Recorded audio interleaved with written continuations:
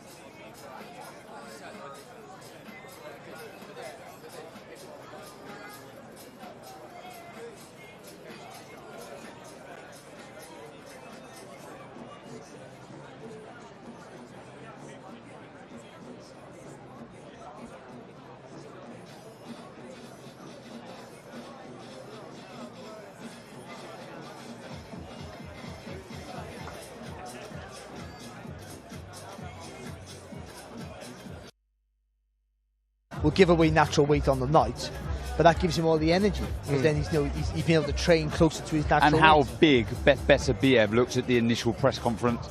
He looked big. How big is he going to rehydrate to on the night? Oh yes, that's a very good question. You're talking near 200.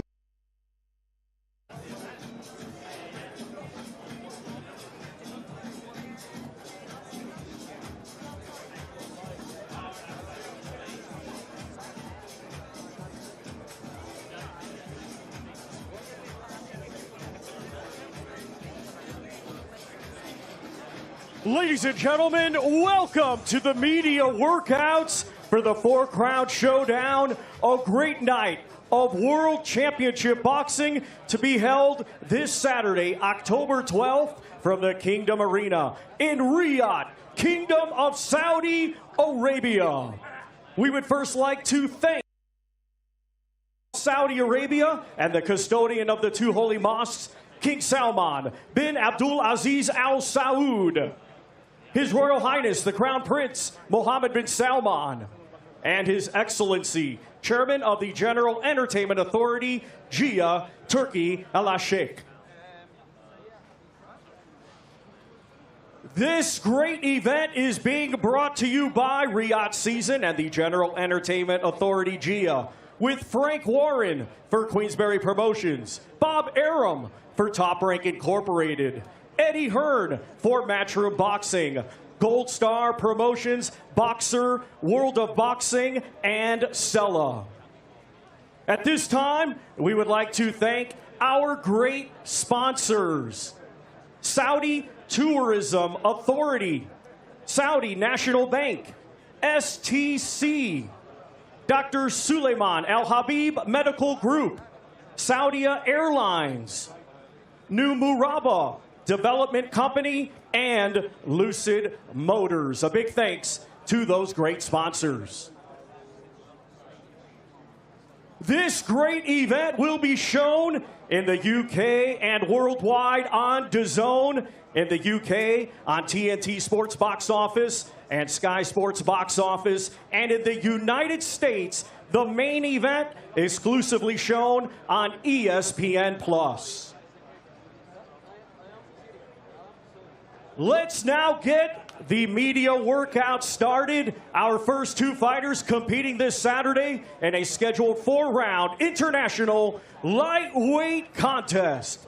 Let's first welcome, coming to us from Sucre, Colombia. He brings a professional record of 3 wins with 2 defeats. Ladies and gentlemen, here is Jesus Gonzalez.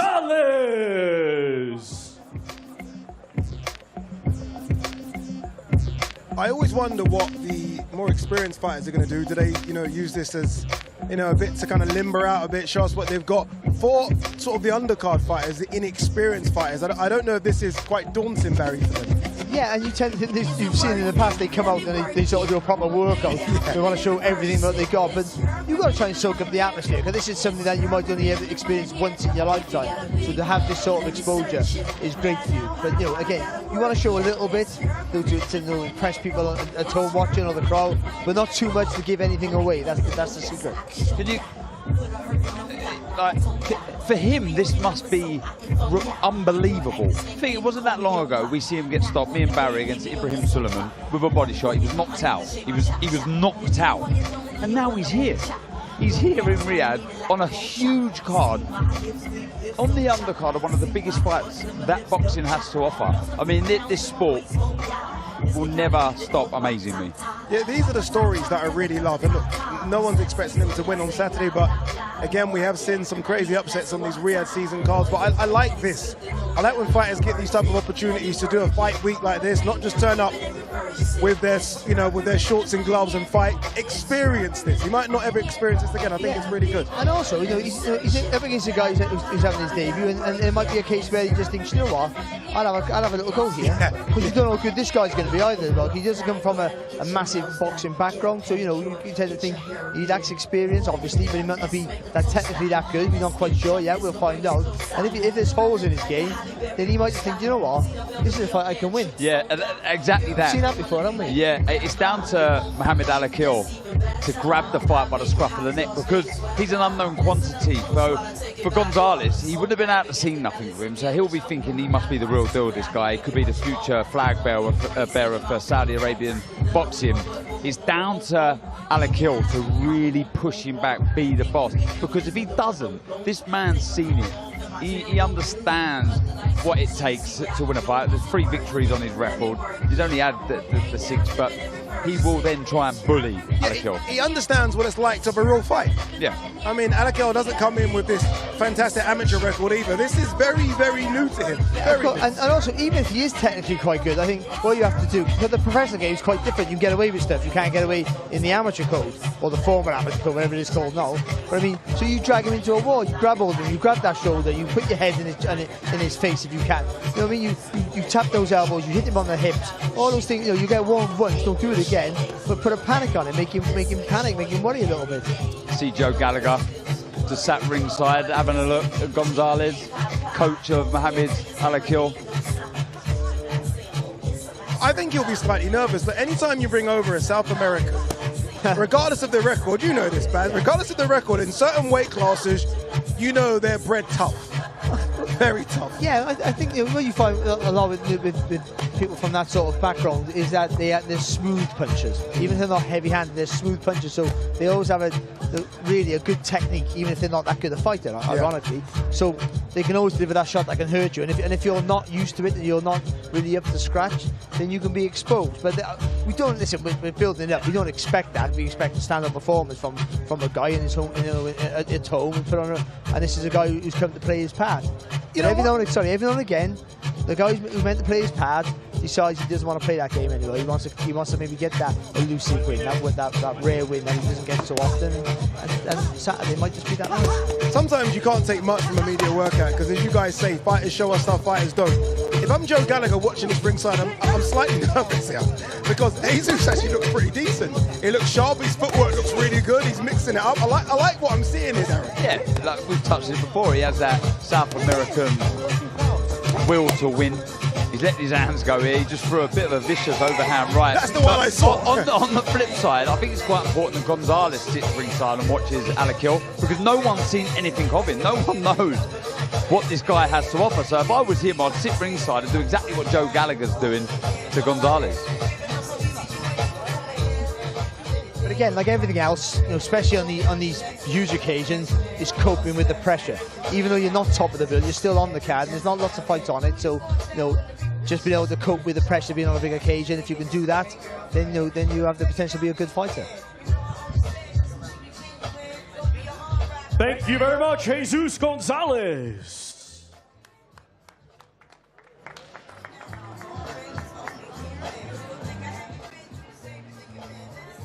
I mean, Jesus, you are fighting on the undercard of one of the biggest fights we've seen. I mean, what about all of this? How did you find that? Bueno, que vas a pelear en uno de los eventos más importantes del mundo, sino de la historia. Mira qué ambiente tenemos aquí. ¿Cómo te sientes? Me siento feliz. La verdad, Dios me los bendiga a todos ustedes por asistir, por recibirme muy bien, porque la verdad hasta el momento he recibido una cálida bienvenida por parte de este país. Muy hermoso. So he's over the moon. He's really very happy. He thank you all because everybody is treating him very, very nice. And Saudi Arabia, all the people here is very nice to us. So thank you, Saudi Arabia, as well. Thank you very much, Jesus. Thank you.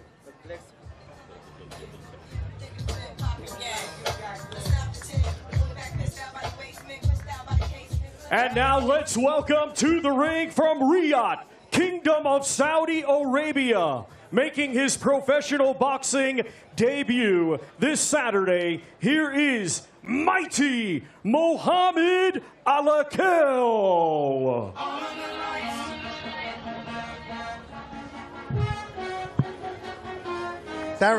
Darren off camera just pointed out to me that Jesus Gonzalez has taken the best seat in the house to watch Mohamed Alakel because they have nothing to go on. There is no YouTube footage, there's nothing. So this is the first time he's going to see him. It's the first time we're going to see him as well. And I guess, Daz, this is probably the highlight of the night for us because we have no idea what this guy can do. Yeah. So for Gonzalez, he can sit there, see if he can find any chinks, try and gauge the style. There could be a point, Barry just said there, he might have been told not to do anything. You know, remain a secret. If he has any sense, and I'm sure he does, and Joe does and he does, it'll be a bit of shadow boxing, so you can't really tell much. You don't want to see him hit the pads. From the other stance. From the other, yeah, from the other stance. Yeah, it's interesting you say shadow boxing because you are correct. There are no gloves. I see a bit of a skipping rope. Is that a skipping rope? That's it. They're not going to give away anything. And look, Joe's experienced. He knows exactly what he's doing. And he also knows the pressure this kid's under as well. I mean, look, we've spoken to him all week, Darren, and he is nervous. And Yeah. rightly so. Not just because it is his professional debut, but it's his professional debut in the country of his birth. You're going to get nervous. Yeah, and I think he feels a bit of a responsibility to be the flag bearer or the future flag bearer, you know, and that does carry a lot of weight. I know there isn't that, but as a young lad, you would be thinking that. And I think another thing as well, Is there not that? Is Riyadh season not obviously about the stars, but also sort of bringing through local talent I as think well? it's important. I think it's important, and I'm sure they do want to develop future stars to participate on these big shows. But I think as a young man, you sort of embrace and bring on this pressure, and though he is immature, it will only hold him in good stead. Yeah, I think so, but I think that it has to be a real focus to build your own star, so one day they're topping the bill here on a big show. I think that grassroots in any sport is important, and especially a new region, you have to invest in it. So you're looking for guys like him to put on a show, to start developing, and then other fighters. See, you can identify with people who are more like you from your area, like I said before, like Steve Robinson lived in the same street as me, another former world champion. So you see that, it inspires you to see stuff. Same with you, the gym you're repping, the fighters who went before you, like your dad, that you want to be the same as them. So more than, but you see they're the same as you. So you've seen them in the flesh, and so it's important for Saudi Arabia, certainly in Riyadh, to have somebody they can identify with, and he might be that. I mean, we don't know. Like, let's be honest. He might be the next best thing, or he might be not so good. We just don't know, do we? And that's the intriguing part of it. But Joe Gallagher knows his onions, and I imagine we'd only train someone who he thought was worth training. I think he has that luxury to do that. So He must have something about it. Yeah, and I think for Joe, it must be quite nice having a blank canvas, someone that you've basically had from day dot, and you can really work with and try and develop them into the style of fighter that you'd want to work with. And Alakel, the way that he speaks and the way that he listens to Joe shows that he's really thrilled to have him on board as a coach, Ade. A couple of things that I've liked just watching him do. Obviously, that double jab was good and it was sharp, but his feints are good as well. Just little things to pick out. Obviously, look, again, it's only a 4-rounder. It's his professional debut. There's going to be loads to kind of learn as he goes on in this career, and hopefully it's a long one. But just little things to pick out. Like that double jab was pretty sharp. Yeah. He's got a no-nonsense to talk about Joe Gallagher. He's a no-nonsense coach. He's not going to mess around with these new age techniques. He's quite old school, and he's going to try and develop Alakel in the old school style of way, and that's, you know, using the fundamentals properly. Like you said, nice double jab, the footwork looked good, nice and crisp. But I think you're right, Barry. He's not really giving too much away there, is he? Well, he looks quite light on his feet, which is not a trait of a Joe Gallagher fighter. But I think Joe is very much you train a fighter to his strengths, and Joe's good at that, I think. But he likes a tight defence, so he likes the fundamentals on point. So hands high, elbows touching nice and tight. And if you're a natural mover, that sometimes can affect how you go about your rhythm. But listen, we're just surmising. We haven't got a clue of what he's going to do. And then he might have danced around here, and come fight night, he might be like head down, backside up, and be a lunatic. You get good odds, I think, that he could come out southpaw on Saturday. Can you skip like that, Ade? You know, I actually can. Can you really? I'm not joking. I can't throw a punch, as you guys know, but I can actually skip a little bit. I promise you. He can't. This kid can't skip as good as me. No, I'm excited for him. I'm happy for him as well. It's a fantastic opportunity. And again, you know, Barry, you touched on it. For the growth of the sport in this country, these young kids need to look up to someone that represents them, and that's where the dream starts. And I think he's tasked on Saturday, and I don't want to heap any extra pressure on him. It's an important one. It's an important one. Yeah, see, we all got our heroes in whatever sport that it inspires you. So, and they bring you on. But when you have something that's touchable, that's the same, that you can identify with, whether culturally, religion, or whatever it is, or just looks like you, whatever it is, or speaks the same as you, same language, same accent. That's different. Who was yours? Who was your hero? Howard Winston. And then Robbie Regan, who boxed the same time as me, was a little bit older than me. And obviously even people like Steve Robinson, because he was from the same estate as I was. And it was huge, like he could do it from nowhere. And you think, and then you believe you can all do it then. Yeah. What about you, Darren? Who's your hero, Grant? Who inspired you? Mike Tyson. Just scared the life That's crazy, that is, because you were like the opposite of Mike Tyson. Yeah, maybe that's what it was. But it doesn't matter, does it? No. It's funny because Barry just said, speaks like you, looks like you, from the same estate as you, say Mike Tyson. No, he likes pigeons, Darren. Yeah. I mean, he hasn't got any, he just likes talking to him.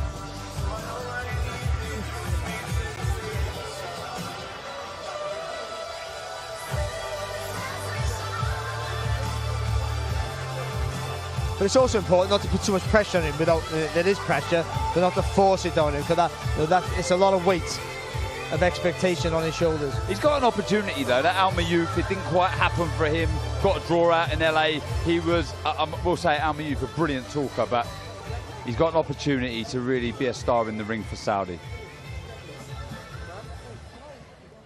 Mohamed, this must be a really, really crazy experience for you, obviously walking out with the flag on your back. I mean, how did you feel during that? Yes, I'm very honored to be part of this big event. It's only 3 days away and all the talking is done. Now it's time to perform. I know obviously you moved to Scotland when you were really young, but you've been in London and Manchester to work with that man. How important has he been for you? Yeah, you can't get any better with Joe. He's a very experienced man when it comes to boxing. Thank you so much.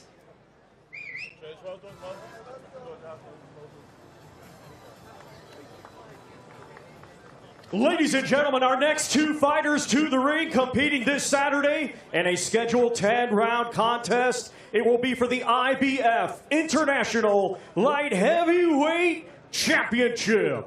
Let's first welcome the challenger. Coming to us from Sheffield, England, he brings a professional record consisting of 23 wins, 6 defeats, with 10 wins coming by way of knockout. He is the former Commonwealth champion.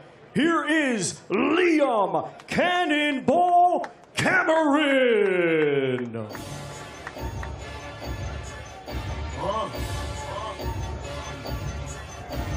If you told Liam Cameron that he's going to be on a Riyadh season card 18 months ago, I mean, he would have sort of wanted to put you in a straitjacket.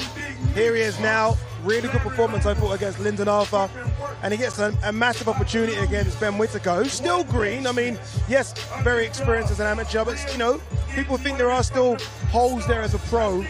Liam Cameron's got to try and exploit all those holes. It's not going to be easy, but he's got an opportunity. Yeah, he'll have a lot of fans coming into this fight, I think, when they've heard of the story. It's a real rocky story. The journey that he's been on has been quite remarkable. So for him to be here on this huge card, full of ambition, may I add, full of will to win. He's not here just to make up the numbers. He's here to win. Talking to him off air the other day, you know, he's talking about getting his power into play, getting close, really trying to rough up Ben Whittaker, because this is Ben Whittaker's hardest fight. I know Ben Whittaker said yesterday it's not.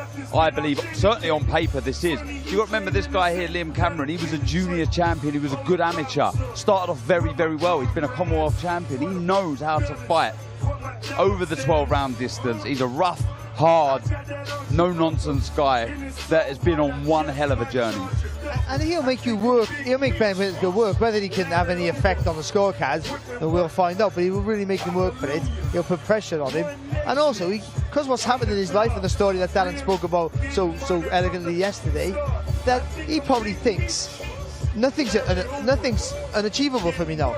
You know, just coming back in the ring. So like he's almost fighting with a freedom of it doesn't matter because I'm here. So every task or test you put in front of me, I can overcome it.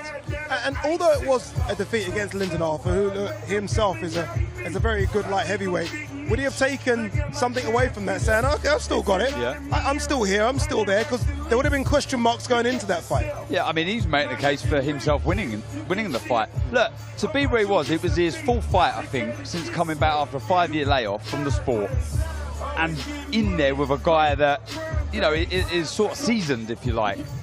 Certainly at championship level. So I think he'll take a lot of peace from it. He's done the distance comfortably, may I add. And yeah, I think he really is raring to go. Shout out to Dalton Smith, holder of the paddles. Yep, it's good to see Dalton in the ring, but I do want to see him in the ring properly. Very, very soon. Dalton Smith come off an injury, hopefully. Does he look small for a middleweight? Dalton's a super lightweight. He's massive, isn't he?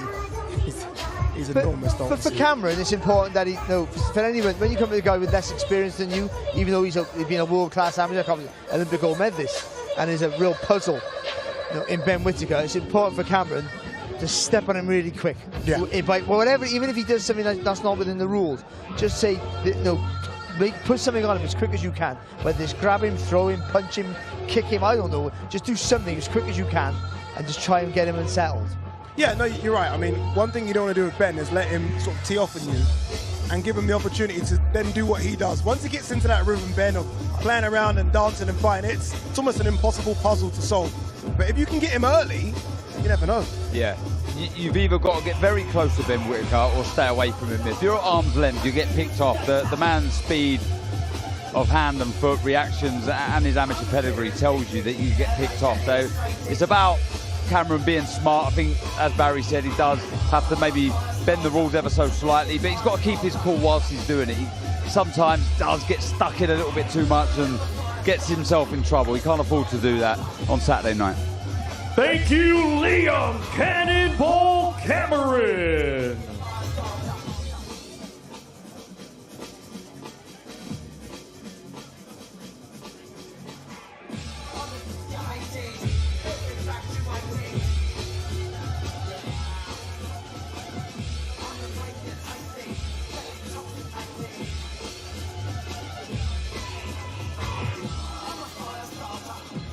And now let's welcome to the ring the defending champion from Darlaston, Staffordshire, England. He was a 2020 Olympic silver medalist, and now as a professional, undefeated with 8 wins. 5 of his 8 wins coming by way of knockout. He is the reigning and defending IBF International Light Heavyweight Champion, Ben the Surgeon Whittaker.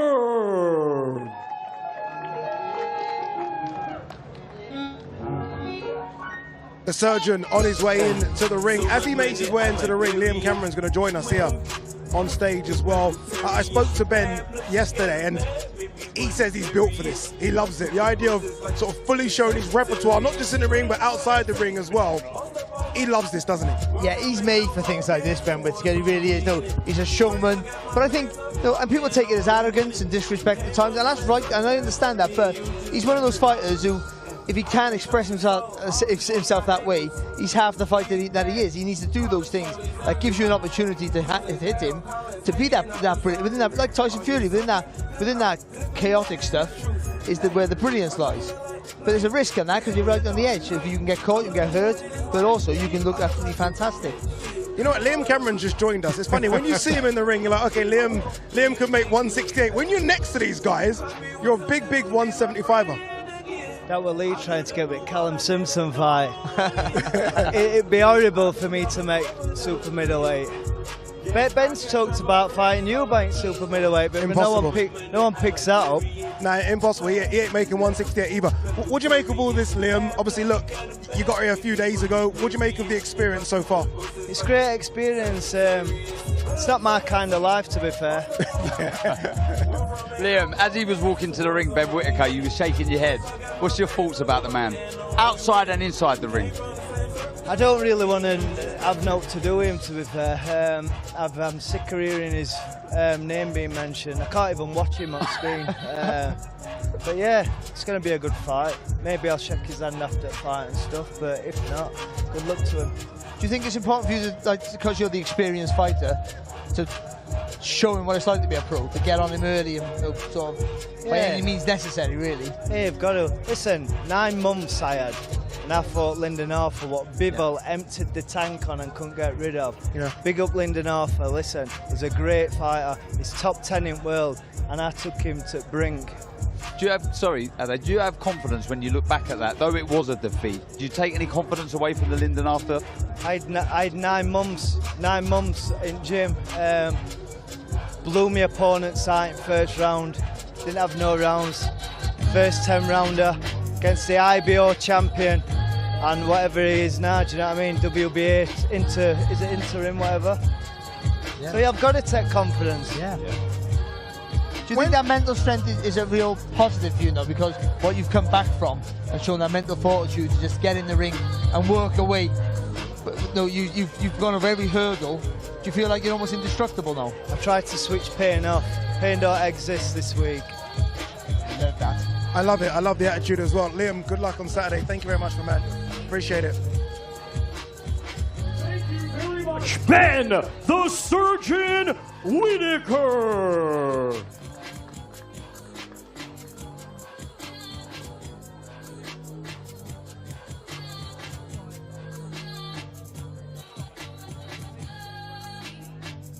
Our next 2 fighters to the ring, competing this Saturday in a scheduled 10-round contest. It will be for the Women's WBC Featherweight Championship of the World. Let's first welcome the challenger, hailing from High Wycombe, England. Undefeated with 9 wins, 2 of her 9 wins coming by way of knockout. She is the current Women's WBC International Featherweight Champion, the Omen, Raven Chapman.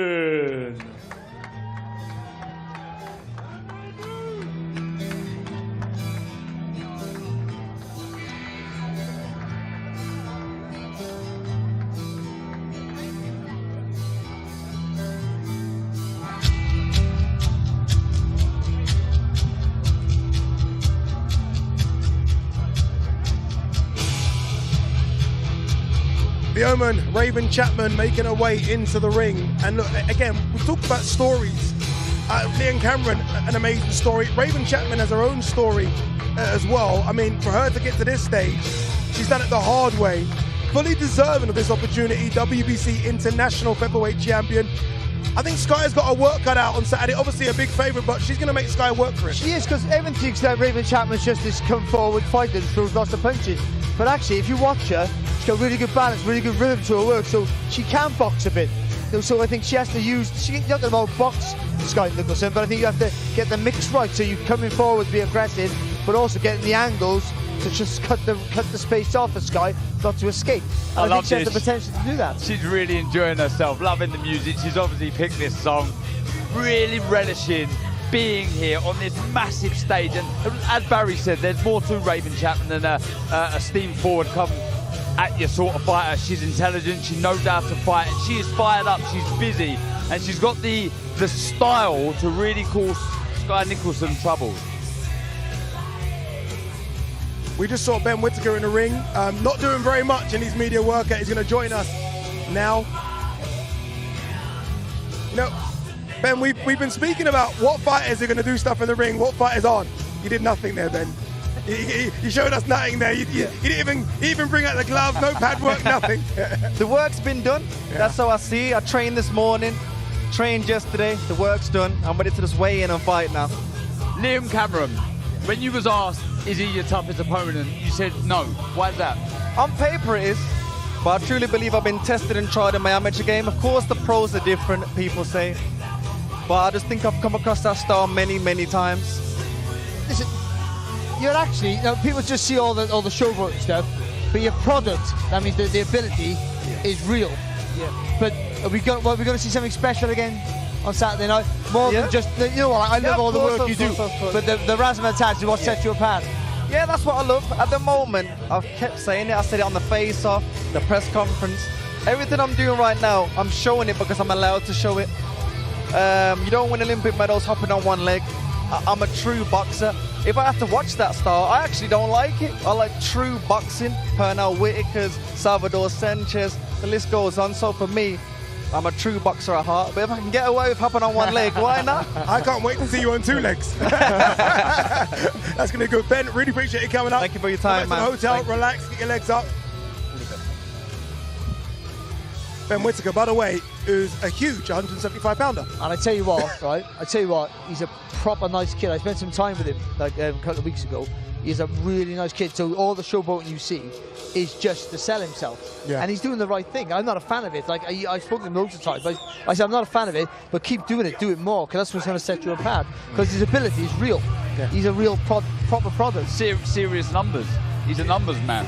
You know, he put bums on seats. He's got a huge social media following, and he does that by kind of being himself. He's got natural flair, and he likes to, you know, establish that in these sort of events, certainly on fight night, but the talent cannot be denied. He's a special fighter. And I like the way he kind of made sure everyone knows that. Look, he said they don't give out Olympic medals for free. No. He's Olympic silver medalist, obviously upset he didn't get the gold.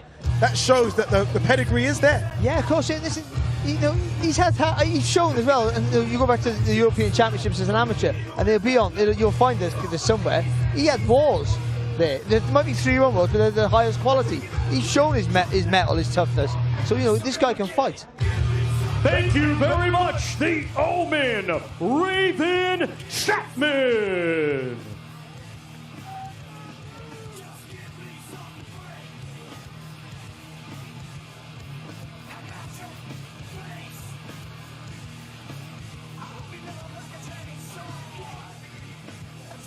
And now let's welcome to the ring the defending world champion from Queensland, Australia, a 2020 Olympian, now undefeated as a professional with 11 wins, 1 win coming by way of knockout. She is the reigning and defending women's WBC featherweight champion of the world, future undisputed Skye Nicholson. As Skye enters the building, Raven Chapman's going to make her way to us as well. Skye Nicholson, so far so good. Perfect, almost perfect in the ring. hasn't put a step wrong so far. And look, a big favourite on Saturday night. She still wants Amanda Serrano, potentially Alicia Baumgardner.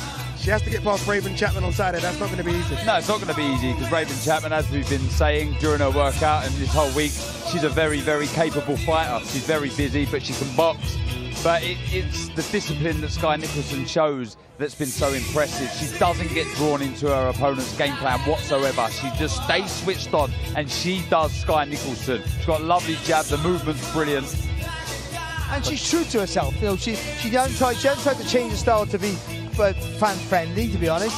No, she just wants to. This is how I box. I'm good at what I do, and I've mastered the art, so that I'm going to do this, and if it's successful, and I keep winning titles, why change it? And you can't blame her for that.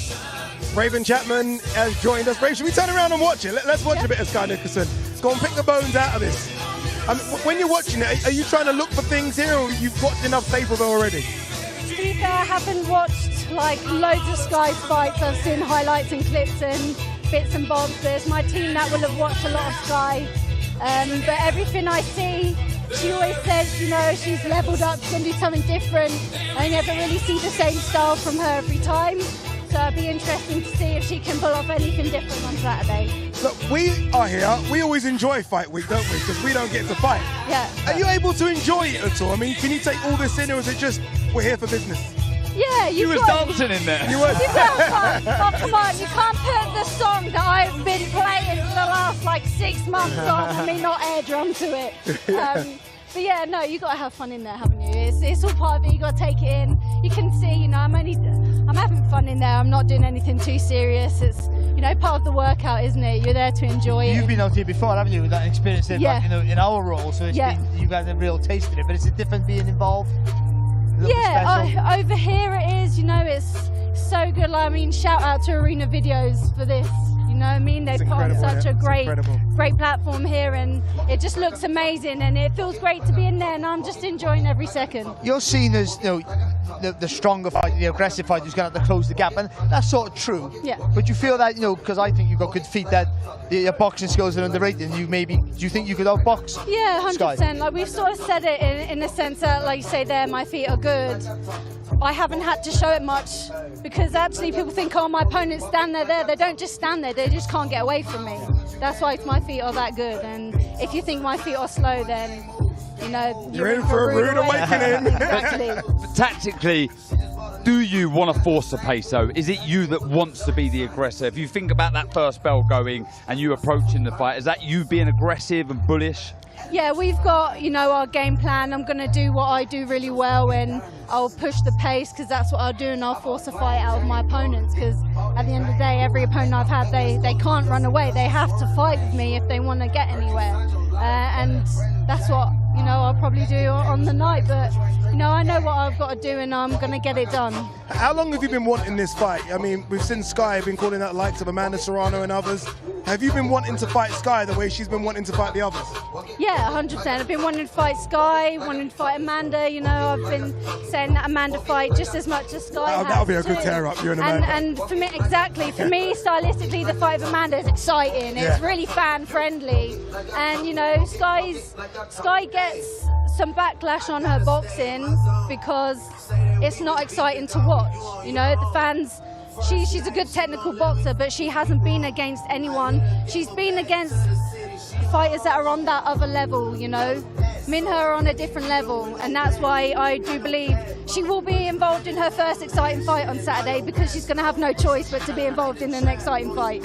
Love it, Ray. We should get you up here more often. Raven Chapman, Raven, good luck on Saturday. Thank you very much, love. Cheers. Thank you.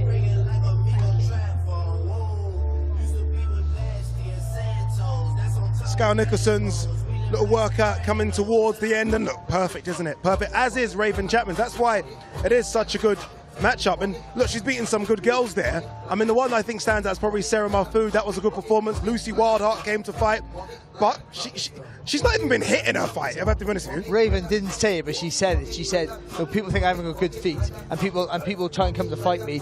They can't escape me." Thank you very much to future undisputed Skye Nicholson.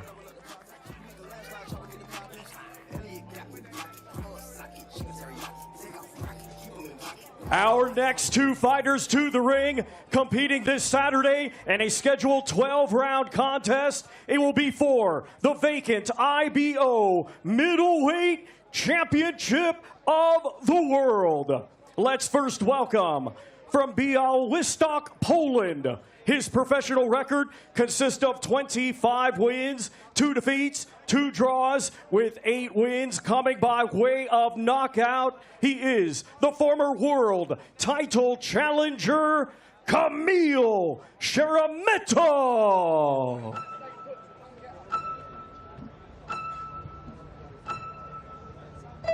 As Camille makes his way to the ring under a bit of Kanye West there, just for you music buffs. Skye Nicholson's going to join us in the studio. She's been smiling all week. I mean, ever since this fight was announced, ever since she was put on this Riyadh card, she's been happy, she's been smiling, she dances into us as well, skips to us.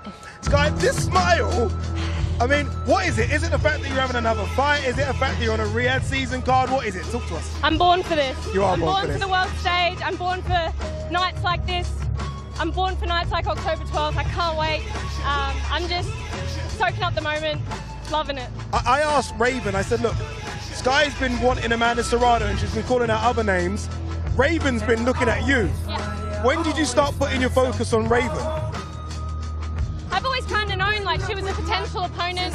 She's been mentioned as a prospect the whole time I have. She's not really been on my radar as someone I was chasing, but I think it's a great fight. I think we're a good clash of styles. I think her style is going to complement my style.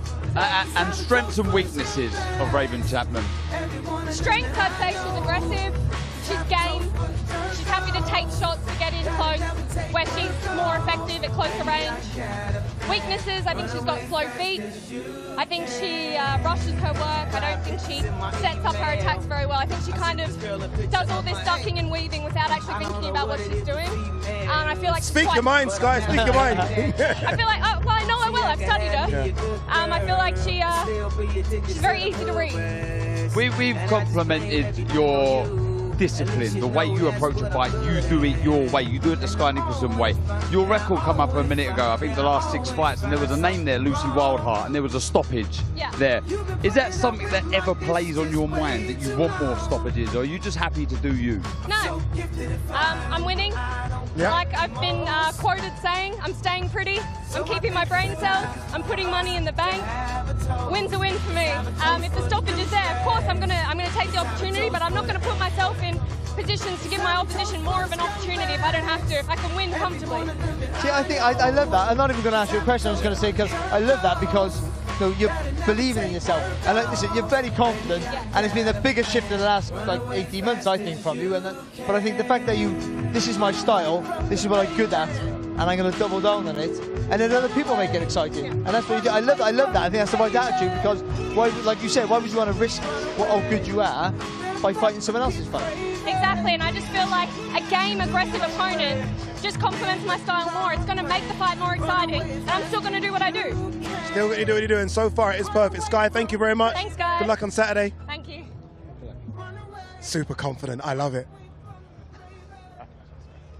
All right, let's hear from Camille Zerat, who's doing his workout behind. Olivia Bazaglo's in the ring with him. Camille, did you enjoy that? Czy podobało ci się? Wszystko mi się tutaj podoba. I like it, everything in here. Your last fight ended in a draw. What did you learn about yourself from that fight? Czego się nauczyłeś o sobie do tej walki? Tego, żeby nigdy się nie poddawać i walczyć do samego końca. Never give up and fight till the end. How much of Chris Eubank Jr. have you watched in preparation for this fight? Ile oglądałeś Chrisa Eubanka Juniora? Wszystkiego, 5 ostatnich jego walk, na tym się wzorowałem. I watched his five last fights. And are you going to stay to watch him in his open workout today? Czy zostajesz, żeby go oglądać tutaj na treningu? Nie, podczas przygotowań za dużo się naoglądałem i skupiam się bardziej na sobie. No, I have enough and I am focused on myself. Thank you so much. Thank you.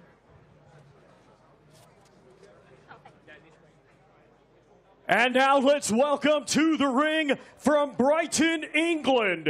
His professional record, 33 wins, 3 defeats with 24 of his 33 wins coming by way of knockout. He is the former British champion and former IBO super middleweight world champion, Chris Eubank Jr.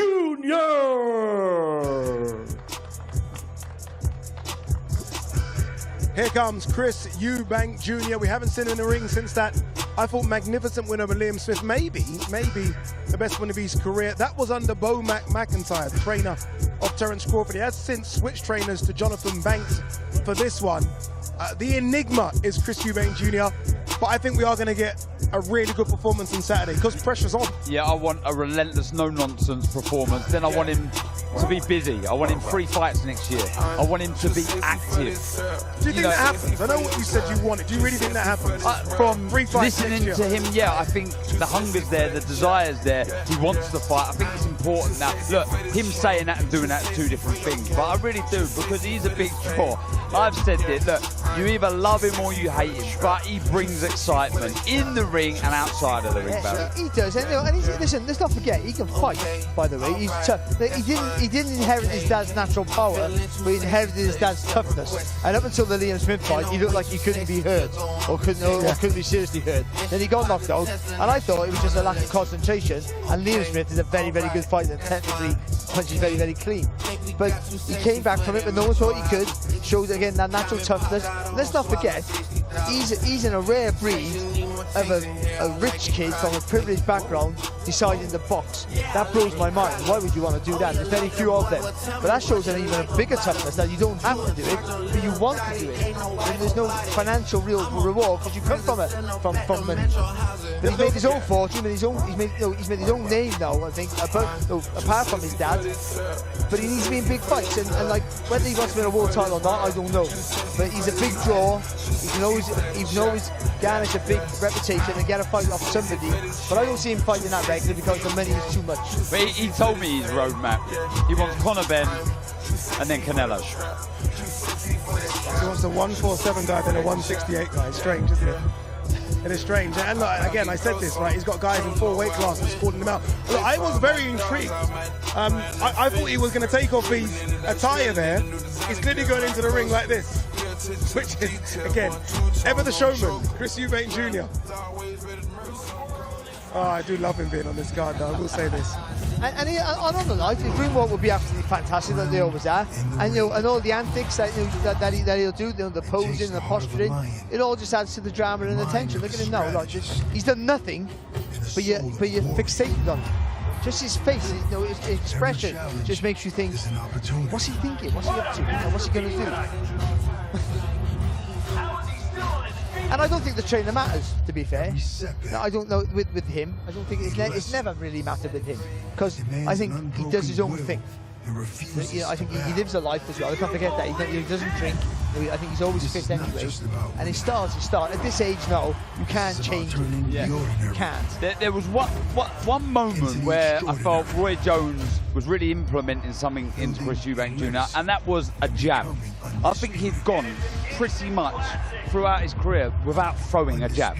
Literally, I'd sit down and watch the fights and he would neglect the shot rotten. And I think Roy Jones come along and tried to get the jab into play a lot more. But you're right, Barry. He does himself. But I tell you what he doesn't do anymore, like he used to, is that those blistering combinations, those tremendous flurries where you were just going, oh, that's an unbelievable hand speed.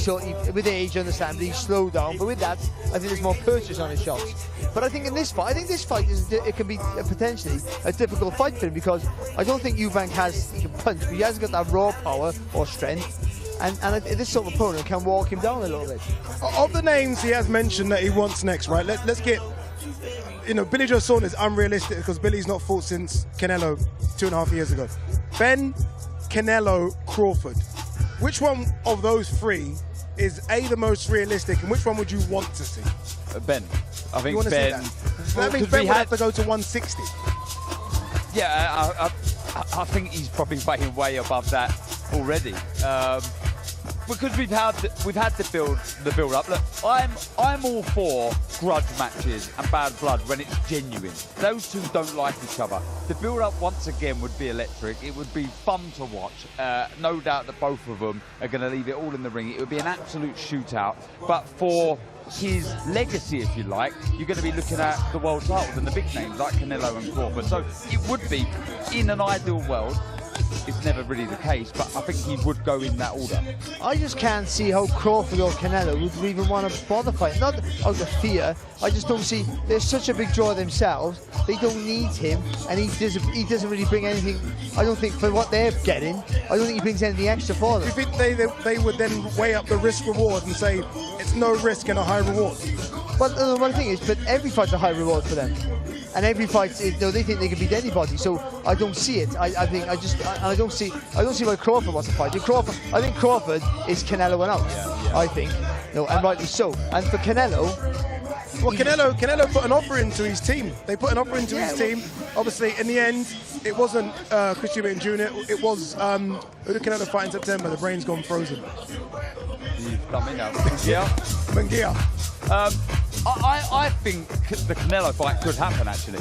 I think if you're Canelo, there's not a great deal. There's not a huge pool out there. He said he's got a few more years in him. If he's got a few more years in him... Edgar Berlanga. Canelo fight Edgar Berlanga. Sorry, Munguia was before. I think Eubank would somehow slot in there.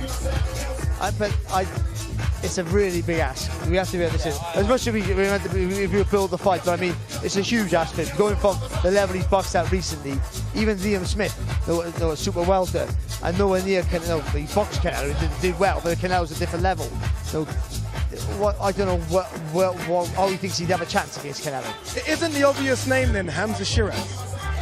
A 160 guy, a highly ranked 160 guy as well, or an Adam Canali, a world champion. Aren't those two the most realistic? I think he'll swerve. Chris Eubank Jr. will swerve Hamza Shiraz. He's a problem, and he could be the future of the division. And I think that's very high risk. A high reward, of course, but I just think he's looking for the biggest names with the biggest money now.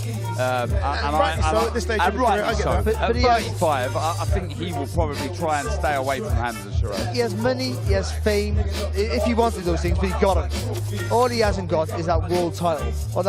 He hasn't got it. So to get that, he had a WBA regular, I think, or interim, but we don't really count that. But if he can get a genuine world title shot, and the middleweight division now is more open than it has been for such a long time, there might be an opportunity there. Go for that. Do you think he cares about that? I don't think he does care about that. And listen, your ambitions and goals don't have to be for a world title. We find it weird, but maybe that whatever turns you on, whatever inspires you. But I think because he's a big draw, he'll earn good money anyway. But he wants to box Canelo and get Canelo money. No one gets Canelo money except Canelo. That's the truth. Yeah. Hamza Shiraz wants the Chris Eubank fight as much as Chris Eubank wants the Canelo fight. I asked Hamza prior to Hamza fighting Tyler Denny, I was like, if you were offered a world title fight or Chris Eubank Jr., what would you take? He said Chris Eubank Jr. He wants Chris more than he wants a world title fight, Hamza Shiraz.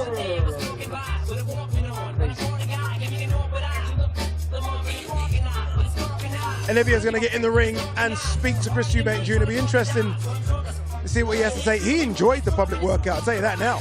And by the way, the crowd has swelled a little bit as well, which is good to see. But Chris enjoyed it, and it was good to see Chris.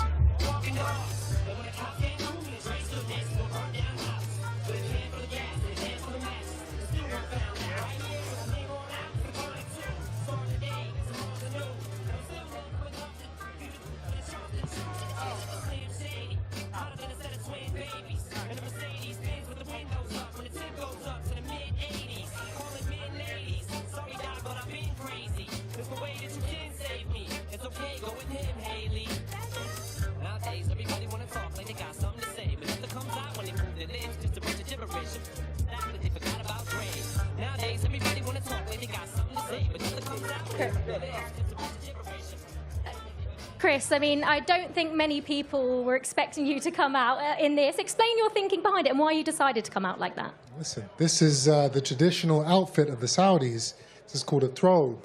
And it's a privilege to be here, and I'm respecting the community and the culture. And it's actually a perfect way to get an extra sweat out in this heat. I got to cut these extra few pounds at the end of this camp, so here we are. I mean, you look like you were enjoying yourself there. You look like you worked hard, but you were dancing away to the camera as well. I look incredible in this outfit. In fact, I might just wear this for the rest of the trip. I think you should. It looks good on you. This fight week, you said you've been enjoying yourself and you're 13 months out, but how important and how big has this fight camp been for you building up to this fight? Listen, every fight camp is important. Every fight camp is tough. And this has been no different. I've trained hard for a long time for this fight. You know, it took extra time to get back into the swing of things because I've been off for a year. But I'm here. I'm fully focused. I'm fit. I'm a couple of pounds off weight right now. So we're ready to go. And obviously after that Liam Smith rematch that you won, you've since changed trainers. What was the thinking behind that? I like Jonathan Banks' philosophy, his mindset, and his teachings. I agree with the things that he says and the things that he does in training. He also trained Triple G for this exact same opponent, so he's got the ingredients and the know-how to beat this man. So, yeah, it's a perfect setup. Perfect. Thank you so much. Okay, thank you. Our next two fighters to the ring, competing this Saturday in a scheduled 12-round contest. It will be for the IBF Cruiserweight Championship of the World. Let's first welcome to the ring the challenger from Manchester, England. His professional record, 22 wins, 2 defeats, with 12 wins, coming by way of knockout. He is the current EBU, European and Commonwealth Cruiserweight Champion, Jack One Smack Massey.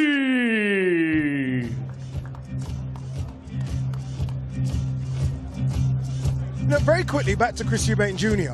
He speaks so well, doesn't he? Yeah. Like, all the answers are just perfect. Like, I think that's what...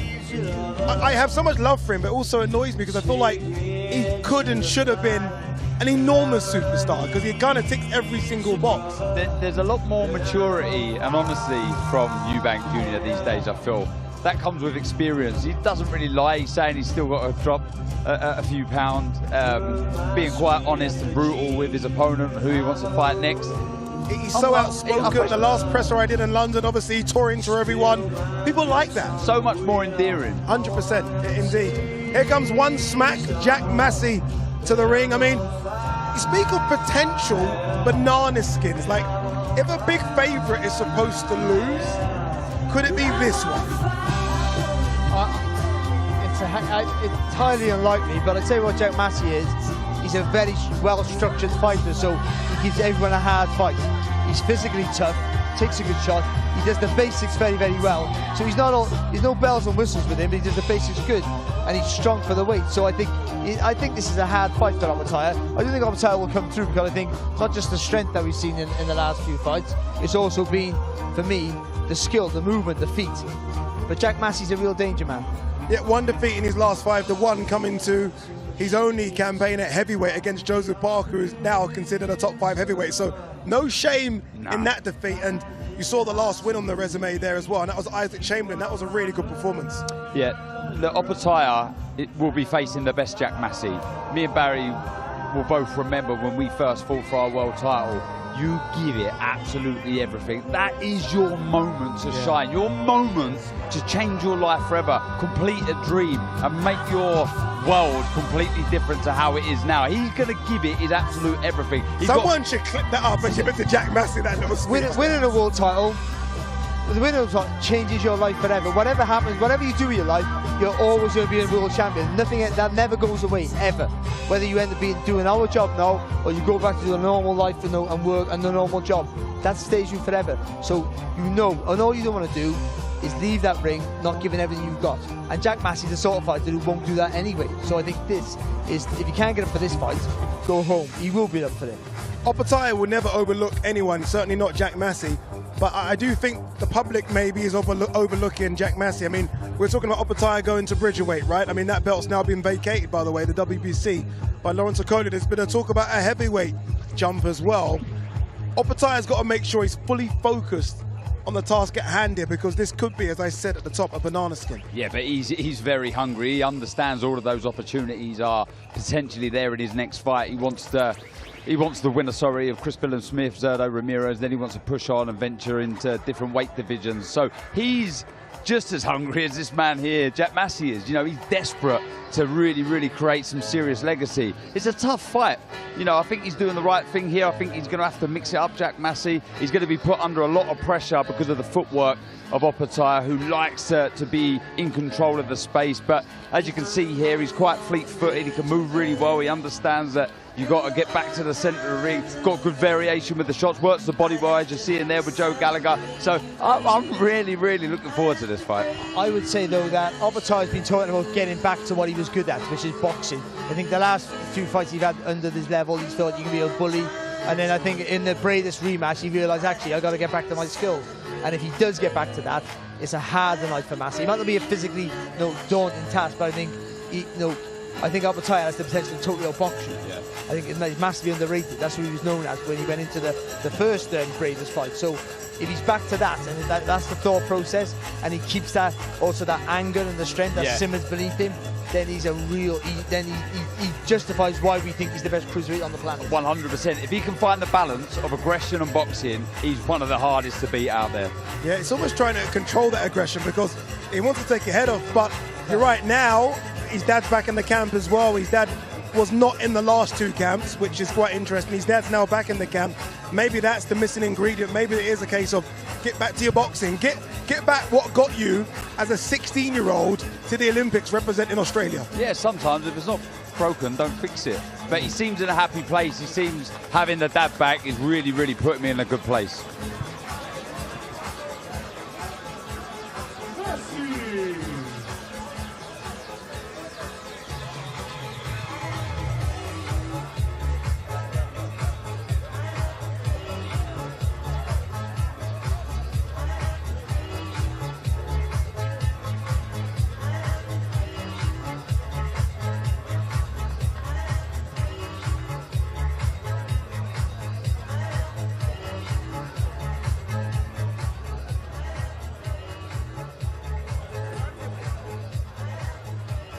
And now let's welcome to the ring the defending world champion from Gold Coast, Australia, a 2012 Olympian, now undefeated as a professional with 25 wins, 19 of his 25 wins coming by way of knockout. He is the reigning and defending Ring Magazine and IBF Cruiserweight Champion of the World, Skye Opetaia.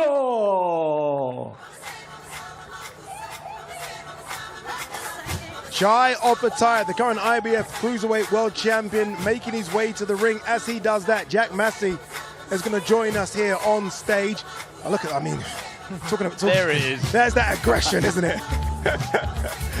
The eyes never lie, Chico. Jack Massey, one of the biggest cruiserweights. You're going to see it as he enters here right now. Jack, come on in. Come in, Jack. How are you, man? How are you, Jack? You good? I'm all good, mate. Enjoy that little sweat you got there? Yeah, just a little shadow box with Joe and that. All the hard work's done now, so we didn't need to do any pad work or anything intense, so everything's done now, ready for Saturday.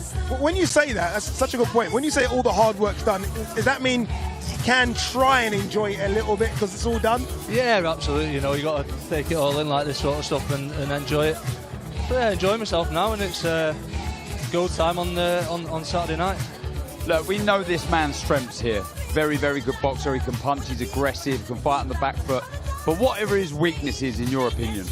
Fighting Jack Massey. Love it. That's great. I don't think he's fought anyone like me. He's not fought anyone like myself.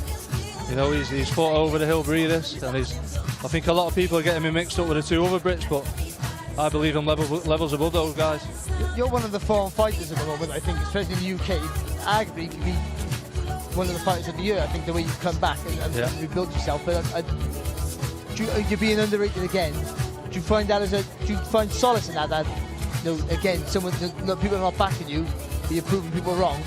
Sorry, say that again. I said people are not backing you again, even though you keep proving people wrong. Do you find a bit of inner strength in that it gives you a little absolutely. You know, I'm a cool guy. I don't let things like that get to me. Do you know what I mean? And it's yeah, I quite enjoy it, to be honest. I quite like it, and I quite like the underdog title. It's, you know, I'm not going to have any pressure on my shoulders on Saturday night, so, you know, I'm going to go in there and show everyone what I can do with no pressure, and that's when I fight the best, when there's no pressure. You understand the magnitude of the task in front of you Saturday night, but what would it mean to be the IBF Cruiserweight World Champion? It'll be one of the biggest achievements of my life. You know, it's what I've always dreamed about since starting boxing as a kid. You know, it's win this, I set my family up for life, and this is why I'm doing it. You know, I've got a little girl at home, I've got a new wife at home, we've got a little family now, and this is why I do it. It's the biggest achievement of my life. So to do that, it's all to secure that at home with my family. So, Jack, shall we turn around and have a little look? Yeah, let's have a look. Why not, right? See, he's doing pad work, so he's catching up. He's catching up. He's been slacking in camp. So Jackie's Oppenheimer's been talking about going back to the boxing, because the last few fights he's been trying to be the bully in there. Yeah. But I think, you know, if he fought against Bradis in the rematch, that actually doesn't always work. Yeah. So you expecting him all thoughtful Oppenheimer or the bully we've seen in recent fights? I don't think he'll try and bully going from the start, but you just not got to let him. You can't be a rabbit in the headlights and let him taste that blood, and that's where. You know, he does well if he does taste the blood and sees that in your eyes, that you're a bit of a, you know, rabbit in the headlights. But listen, he's not doing it to me. It's not happening. That's the one thing, isn't it? I mean, look, we've done the face-off, and I can tell from the face-off that you're not here to be bullied. I'm not here to be bullied. You're not scared of him. I feel like other fighters, maybe there is this kind of, he is the boogeyman, and they kind of take a back seat. Yeah. You were front in his face. Yeah, listen, we're both boogeymen, and I'm a bigger one, so you better watch out on Saturday night. How important is it that you use your size, Jack? Because looking at you now, you are obviously the bigger of the two, and you're going to, I guess, rehydrate to a bigger size as well. How important is it you use your size? Yeah, definitely I've got to use it as an advantage. Even though he's a smaller man, he's got you know, very, very similar reach to myself, so obviously he'll be using that as an advantage. But, you know, I've got to use my size and try and bully him a little bit at times, and, you know, obviously we'll see when we're in the fight and see if we can bully him a little bit, push him back and see where we're at. So, you know, we can only tell on Saturday night what's going to come in as an advantage. I love this stage of your career, Jack, because you're only in big fights now. I mean, I was ringside for Selhurst Park, you're now here at Riyadh season. I mean, you don't do small shows anymore, do you? Don't big time. Hey, don't do things by halves now. Yeah, it's crazy what can change, you know, from coming back out of boxing, having to work on the scaffolding site, labouring for my brother, to being straight on the big lights. So it's one of them things in life. You never know what's around the corner, you know.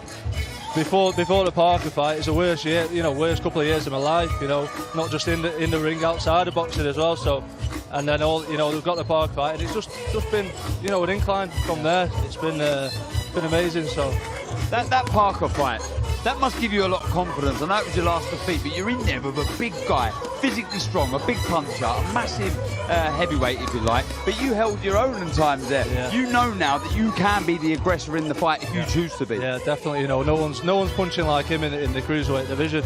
You know, they might be a little bit faster than him, but no one's punching that hard. You know what I mean? And you know, I took his best shots. And when I got in the ring, I'll probably be the same weight as I was in the Parker fight. In this fight, be the same weight. So it's not like I was up in weight. It's not like I was fully fed. And you know, sometimes that can affect your chin a little bit in fights. But you know, I make it, you know, nice and easy cruiserweight. So it wasn't the case that I would, you know, went right up and. Thank you very much, Jack. Top man. Appreciate it, Jack. Thank you very much.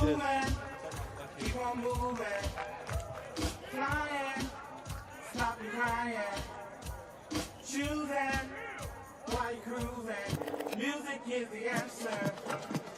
Our next two fighters to the ring, competing this Saturday in a rematch scheduled for 12 rounds. It will be for the British Commonwealth and WBA International Heavyweight Championships. Let's first welcome the challenger from Burton-on-Trent, Staffordshire, England, a 2020 Olympic bronze medalist, now undefeated as a professional with 8 wins, 1 draw, 6 of his 8 wins coming by way of knockout. Ladies and gentlemen, here is Fraser, the Eraser Clark.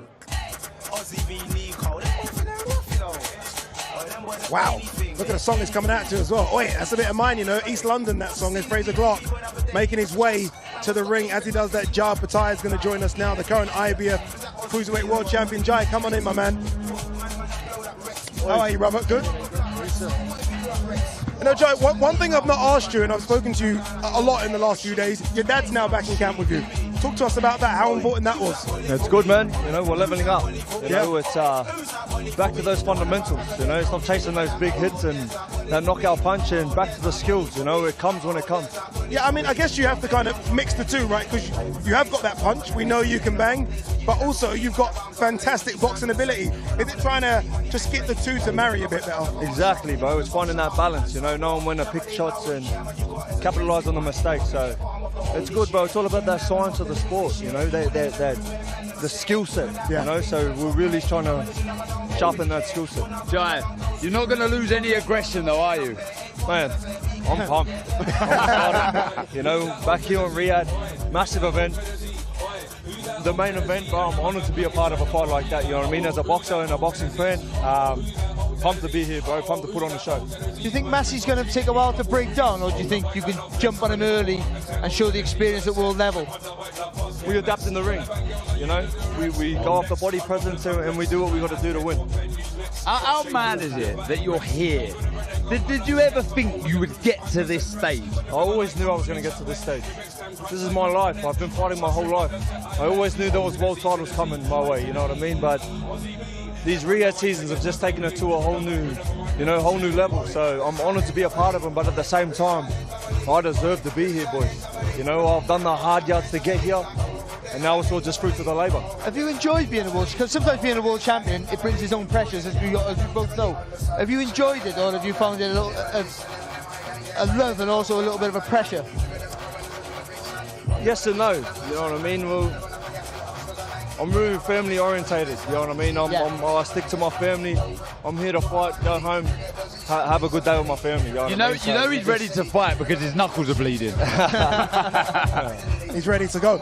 There's a massive boost right now in Australian boxing. So many fantastic Australian fighters, so many big fights back in Australia as well. Are you wanting to have a big one back there very soon? Definitely, man. It's a massive goal of mine to take a massive fight back to Australia. Gosford Stadium, where I'm from. You know, I've been pushing it for years. So, you know, Riyadh season in Central Coast, New South Wales, let's do it. I'll come, certainly. But yeah, man, I'm honoured to be at the forefront of Australian boxing right now. You know, we've got so many great Australian boxers that are really taking it to that world class, and it's awesome to sort of see us all rise together. So it's great to be a part of. For me, top of the bunch as well. Jai, appreciate it. Thank you. Thank you very much, my man. Appreciate it. Even when he smiles, it's quite menacing, but it's Jai Pattaya. And look, on that, as Fraser Clark finishes his little media workout, Australian boxing really, probably the best it's ever been when you think of some of the names right now in Australian boxing, like world champions and those former world champions on the cusp of being world champions. There's loads. Yeah, it's having a little bit of a resurgence, because it was a while, it was a little bit flat. You know, they've had some great fighters over the years, of course, but they've had a few at the same time, but very rarely. But now, yeah, they've got a really few. Liam Paro's doing fantastic at the minute. Then we've got the Maloney brothers, who are still dying on, still top quality. Tim Zhu fights on the weekend as well. And of course, Jai Pattaya is flying right now, the best cruiserweight on the planet. Skye Nicholson, forget about Skye Nicholson. So, yeah, but that, again, we talk about the young boy from Saudi Arabia. When you see it, when it's one of the same as you relate, and it gives you more inspiration to want to do it. Success breeds success. Exactly. Yeah, and you forget that big event, Jeff Horn, when he fought Manny Pacquiao. How many youngsters did that inspire watching that, right?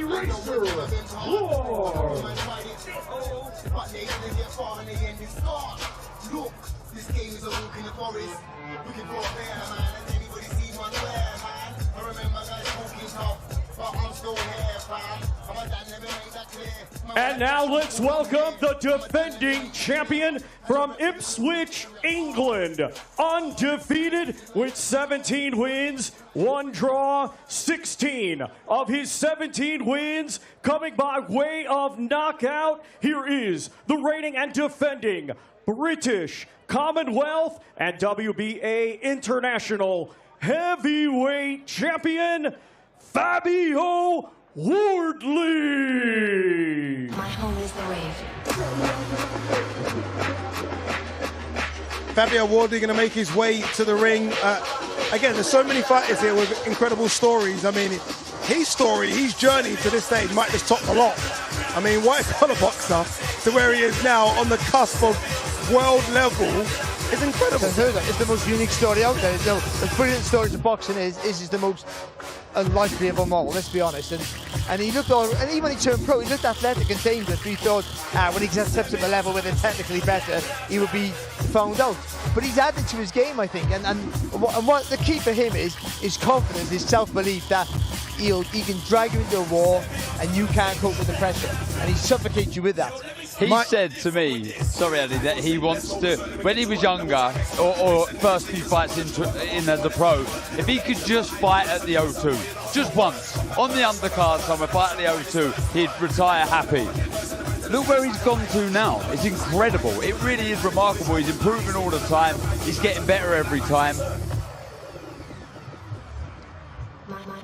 Oh, sorry, I didn't know you stopped there. I thought there was more to come. He dropped the £5 note. By the way, Fraser Clark was standing next to the ring as Fabio made his way into the ring. The mind games were starting. He was supposed to make his way to us, but he almost wanted to make eye contact, and he did. He did enough, and now he's coming to us.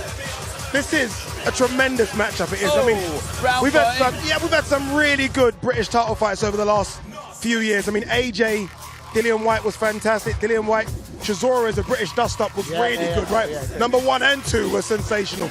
This was as good. Fraser, come in, my man. I said that, okay, there you go. Let's all turn around. No, keep turning around. Fraser, we might as well look at it. We might as well turn around. You were waiting for him as he came down to the ring. What was that about?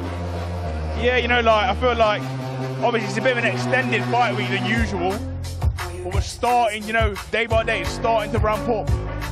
You like to just, you know, get a feel. I'm not quite there yet, and I won't be, you know, I don't want to burn no energy, but it's nice to slowly start ramping up, you know, start looking at him. He just feels your presence. Just getting the feeling, you know. You know, it means nothing, All that matters is Saturday night. But for me, it's all little percentages, I just though, like isn't it? being like, you know, when a big man sees another big man, it's unwritten rule, yeah? You size them up. Well, I don't know what happened. You size them up. It means nothing, but he's doing a punch session here. What the fuck can he teach anyone? Fraser, anyway, sorry. How much do you take from the last fight? Because if there's only one question from you, the skill, the ability, and you've had wars as an amateur, but of all of attrition over the 12 rounds, and what a 12 rounds it was, you know you can do that now. Has that steeled you, or are you just dreading another war like that? No, listen, I think once you go through that, people just talk about, the punishment, but it definitely adds to you more than it takes away. If you're fit and healthy, it adds to you, and it definitely did that for me.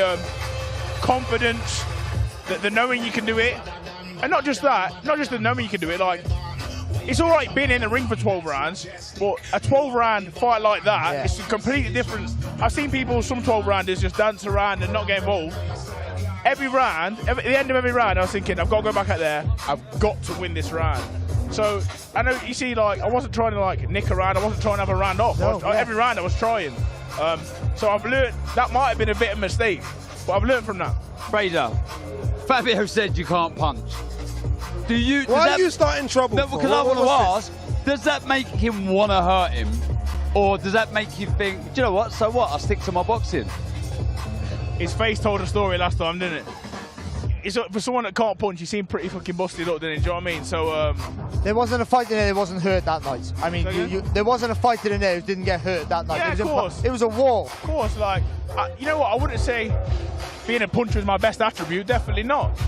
But I'm a big man, I'm 19 stone, mate. If I hit you, you know about it, simple as that, especially in them small gloves. And you punch correct. Yeah, I punch correct, I punch fast. But I've said this from the beginning, he's very naive in the things he says, the things that he does. And I think that'll be his undoing.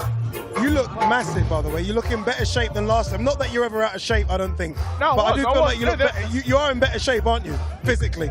The God's honest truth is, as a professional, this is a journey for me. You know, they're getting in shape. And when I look back to myself at my debut to now, it's chalk and cheese. But I think as a heavyweight, you're always in your career developing to know what's right for you. And I'm slowly getting there now with the physique, the engine. It's a journey, you know. Like I say, as a heavyweight, remember what fight is this going to be from around number 10? All that is just all been a learning process until I get to where I am. And I still think after this one, I'll still get room to get better. Yeah, I think that's right. I think it's usually in a rematch, it's the man with the better boxing brain, the technically better fighter, who should be able to adapt more, which is obviously you. Do you feel that you get usually the advantage that you have a bigger scope mentally because you've been boxing at such a high level as an amateur? Well, I know I can adapt. I know I can read a fight in a fight. You know, if you know what I mean. Like, it's great having a coach, but I believe I'm as my own coach in there. You know, a lot of the time, boxing's not a. It's not the thing on your feet. Yeah, it's not a dance routine. Yeah. It's not that. It doesn't. You know what you do in the gym when you practice the block and the parries. The shots don't come like that on fight night. So you've got to be reactive. And you know, I watch a lot of martial arts. I watch the Bruce Lee and stuff like that, and listen to him. And he's all about reaction and just being instinctive. And that's what I try to bring into my fight. It's funny you should say that because he throws rooting right hands, Fabio. But the right hand that dropped you was a straight shot. Very unorthodox, you know. The Gonzalez truth is, he's one of them fighters, you just don't know what he's going to do. Yeah. I know he's teamed up with, like, he's been with Ben Davison and stuff, and he's got a lot of very well-polished boxers. Fabio, I feel like now he has a bit of both. He's got the polished side from Ben, and then he also has this side of recklessness, but it almost works because sometimes it's hard to read. Fraser, do you think this is another 12-round war? I don't think it's a quick job, but I think I can break him down, and I think I can take him out in the middle rounds. A 12-round war, it has to go there. You know, as you can see, I'm in shape. I'm prepared for that because I know that he's tough. Look, he's got fast hands. He's got very good attributes for heavyweight, but I just believe the attributes he hasn't got, I can exploit. When you think of your journey, Fraser, when you first picked up boxing gloves, all the amateur career, a long amateur career so far, 10-0, well, this will be your 10th fight as a pro. You look at this, you look at the setting and the stage. I mean, I know you won't do it, but don't you applaud yourself for getting this far, at least so far? It's a difficult one because obviously, yeah, you know, I'll look back with great pride if I do my job on Saturday night. Yeah. You know, like I say, this sport's about winning, but when we talk about my journey, I always think about, I never thought it was possible. And it was only when I started believing in myself. I've been in the game for a long time, known a lot of people, but I never believed in myself. But now I'm here, honest to God, like, I don't walk around like a small big man anymore. I walk around like a broad man who's ready to take on the world. And you look like you're ready to take on the world as well. Fraser Clark, good luck on Saturday, my man. Thank you very, very much. Fabio Wardley has done his media work. He's going to join us, but don't you go anywhere. This is to come.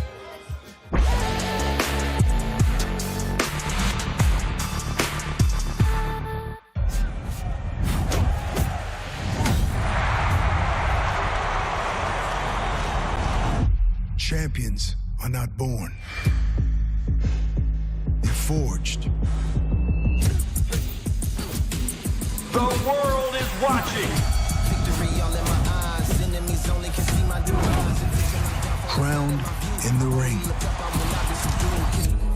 It takes the heart of a lion, the mind of a strategist, and the soul of a warrior. Every challenge is an opportunity. What a masterpiece tonight. How is he still on his feet?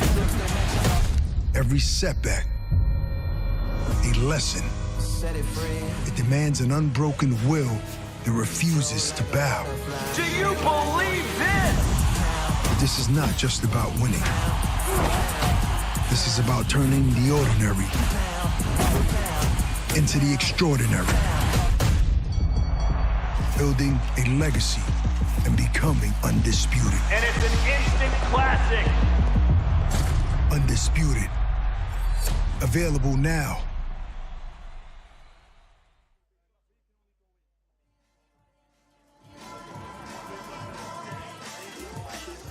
Ladies and gentlemen, our highly anticipated main event this Saturday will be scheduled for 12 rounds, and it will be for the undisputed light heavyweight championship of the world. Let's first welcome a 2012 Olympian, undefeated as a professional with a perfect record. 20 wins, all 20 wins, coming by way of knockout. He is the reigning and defending WBC, IBF, WBO, and Ring Magazine Unified Light Heavyweight Champion of the World, Artur Beterbiev.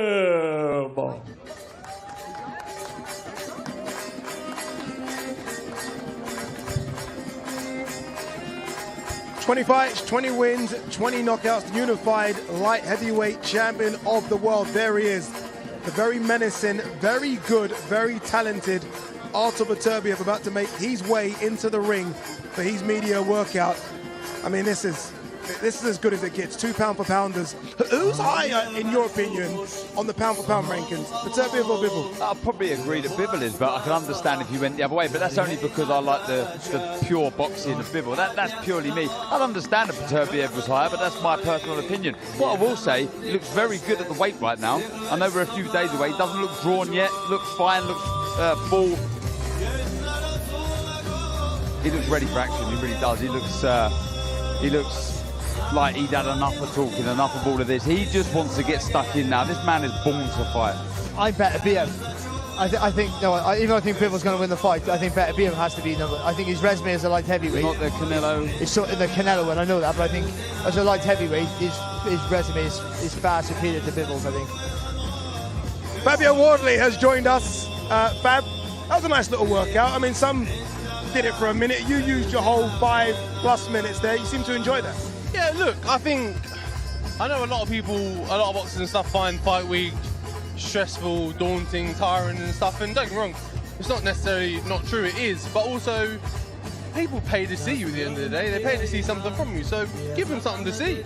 And I thought I'd just mix it up a bit. How is it you can enjoy and smile like this, knowing what's coming on Saturday? You seem to have removed yourself from the fact you know you're going to have a war on Saturday and just enjoying the moment until Saturday. Yeah, that's what it is. It is the separation of Saturday's not here until Saturday's here. Yeah. I've done the hard work in the gym, that bit's ticked off.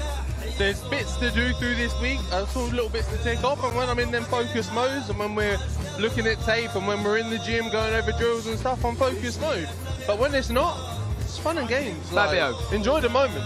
Can you give us a bit of insight into what the game plan might look like? Hey, come on, Darren, come on, Darren. Look, do you want my bank details as well while you're at it, mate? Is it to be? Look, there's no secret here. You're not going to try and outbox Fraser Clark, I wouldn't have thought. So is it to be aggressive? Are you going to stand off, try and make him make a mistake? Give us something. Honestly, for me, I've watched the tape back, and the way I went about the fight, being the aggressor, going forward, pressing the attack, I got a lot of success from that. There was a few hiccups along the way, things went wrong, my nose went, and I got caught with doing a few silly things. Now, a few silly adjustments can be easily amended. But if I look at that as a whole, I'll go, actually, that worked really well. So let's focus on that. That's cool. Let's keep that there. If we remove the little mess arounds and bit that just kind of threw me off or where I kind of lacked in areas, we double down on those, I'm good to go. Just carry on. For me, round 13, keep it moving. See, for obviously your strength is you drag people into a wall, into your wall, and then they're playing your game. But I thought your jab was really good, and then you stopped using it.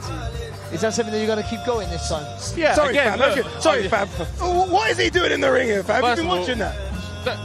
Barry just asked a fantastic question, and you interrupted him. So I'm not happy about that. But also, what on earth is he doing? Does he know he's got a big fight on Saturday or what? I was nervous about he was getting injured. My team were worried about me doing my bit, let alone that. That was crazy. Sorry, Barry, it was a great Barry, question. anyways, back to you. Yeah, nice to see you, mate. You're looking really well. Been busy? Yeah. Been busy drive? Yeah, busy life. Doing this, bit of that. Your jab. No, we talked about your power and your athleticism. But when you use your jab, it was good. And then you stopped using it. Yeah, no, you're not wrong at all. Like I say, there were some key areas, like the jab for one. There's no dispute. I'm sharper than him, I'm quicker, I'm more agile, I'm the faster fighter. So I can snap my jab quick and get in and out and restart a whole situation if I need to. And it was working when I was doing it at the right times, the right moments. I just got a bit lazy, got a bit fatigued. Also, I felt his power and I thought, I'm not fussed about this, which is, look, don't get me wrong, is a bad trait to have, but I thought, you know what, I can walk through a few of these and get and I know I hit harder, so I can walk through a few of these. I'd take one to get one, and mine's going to hurt more. I'll ask you the same question I asked Fraser Clark. Do you think this will be another 12-round war? No, not at all. No, and the only reason that it was a 12-round war last time was because of my finishing abilities. Because I had him hurt numerous times, I had him down, he got saved by the bell, it was right on the end of the minute, and you've seen with me in every fight. For one, every opponent I've ever faced has hit the canvas, and for two, I'm always a clinical finisher. I'll always get you out of there, one way or another. And don't get me wrong, he's been around the game for a very long time, so he was a bit more wily, he had a few more tricks up his sleeve, the dodgy gum shield that get fallen out of his mouth a bit, things like that, little games, backing off, running away, and I got sucked in a bit and was chasing the moment and was hunting him really heavy. So I've just got to be a little bit smarter, that's all. I got all the success in that. In the big moments, and the big impactful moments came from me. So be a bit smarter, job done. Good luck, Fabs. Sorry to interrupt. Cheers, boys, thank you. Apologies, Fab. Thank you very much. Cheers.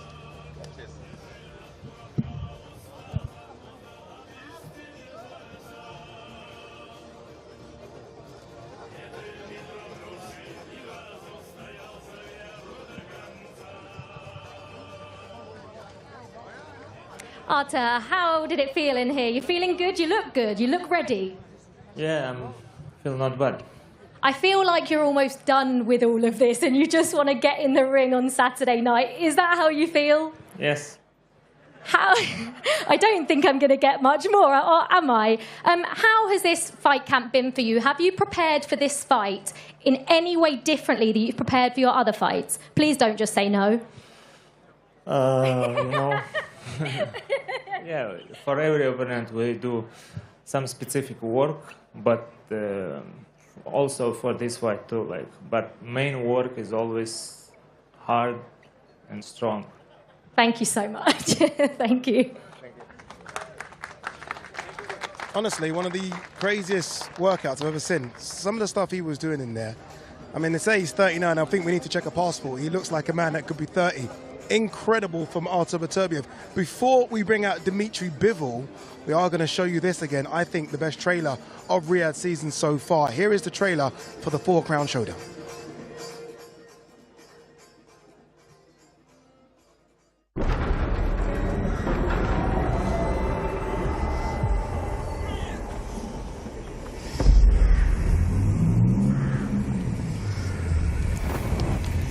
Legend tells, at the peak of the highest mountain in all the lands,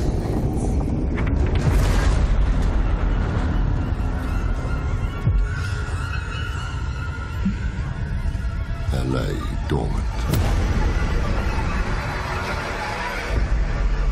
for thousands of years.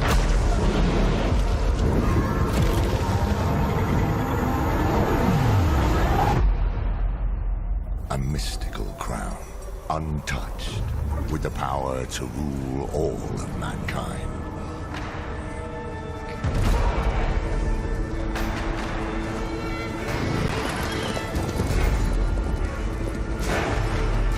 Lusted by men.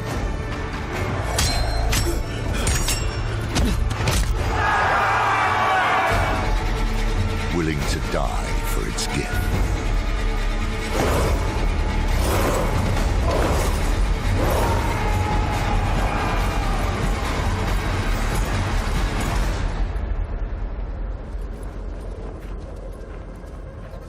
Sacrificing everything. Before them, a terrifying journey awaits.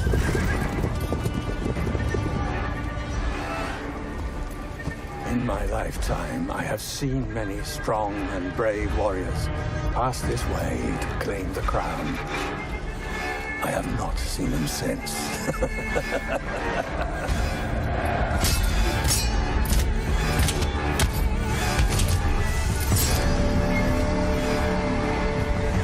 Unspeakable horrors. Relentless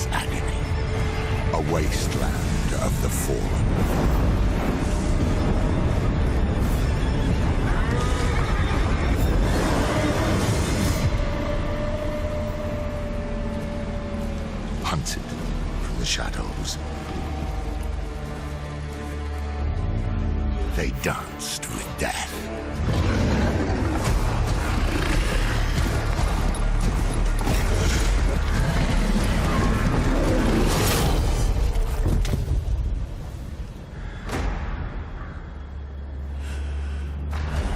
But the two defied the fate of mortal.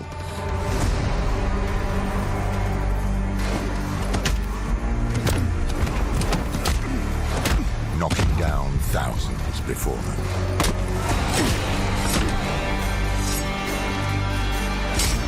Braving the path to glory.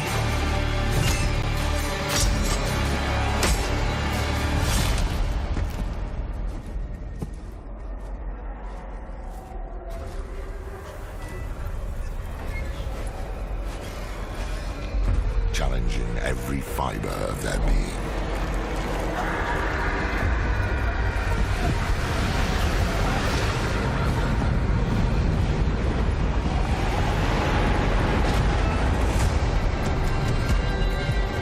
While two emerged undefeated.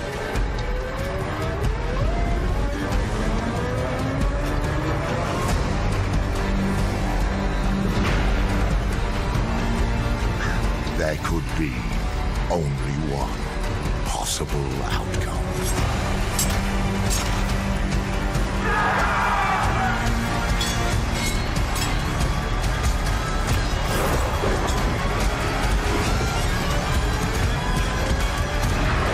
For one to wield the power to rule them all.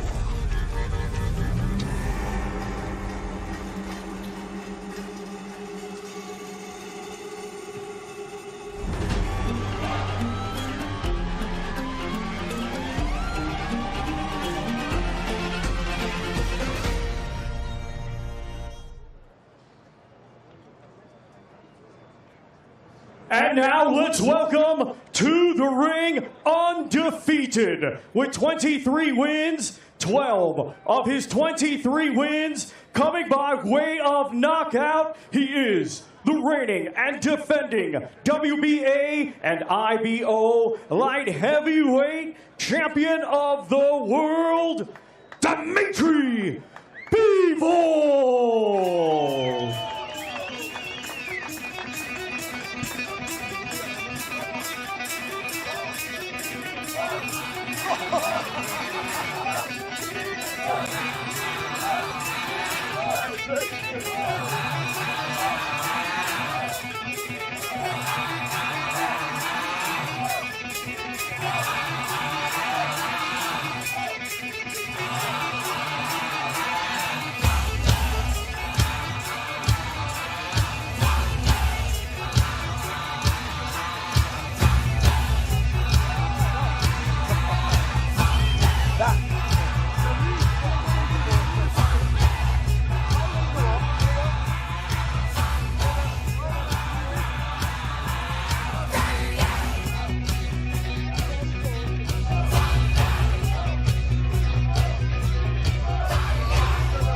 Here he is, Dmitry Bivol. By the way, huge fans in front, all wearing the Dmitry Bivol tops as well.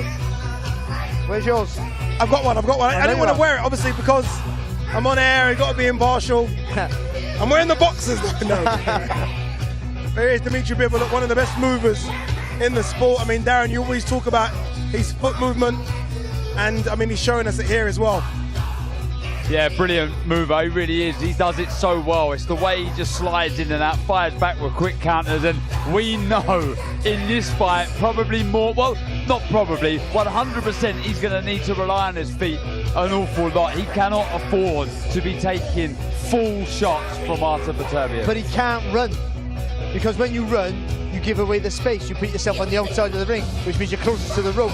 And we know, and Darren mentioned it yesterday, how good Beterbiev feet are. He slides, he closes the distance very quickly. He has clever feet, not fast feet, but clever feet.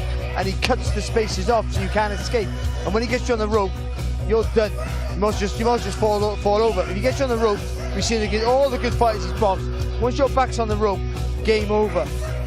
Yeah, I've said it before, but I believe that he has to think Matador. Think Matador. They don't run, they don't move back, they step side to side. They're smart. They don't give up space. They let that ball, run onto them, and then they make them look silly. That's what he's going to have to try and do. The feet are key here. The jab's key. Speed's key. Discipline is key in this fight.